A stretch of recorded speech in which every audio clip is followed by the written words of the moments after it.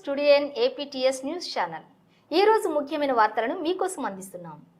Telugu Desam party కేంద్ర కార్యాలయంలో grievance day సందర్భంగా అర్జీలు స్వీకరిస్తూ వారి సమస్యలు పరిష్కారానికి కేంద్ర కార్యాలయానికి మరియు అధికారులకు పంపించి ప్రతి సమస్య పరిష్కరించే విధంగా కృషి చేస్తామని ప్రతి ఒక్కరికి తెలియజేసిన Andhra Pradesh environment management corporation chairman Polamreddy Dinesh Reddy మరియు ఏలూరు శాసనసభ్యులు బన్నేటి బాబ్జీ మరియు మాజీ మంత్రివర్యులు కిడారి శ్రవణ్ పై కార్యక్రమంలో పాల్గొన్నారు.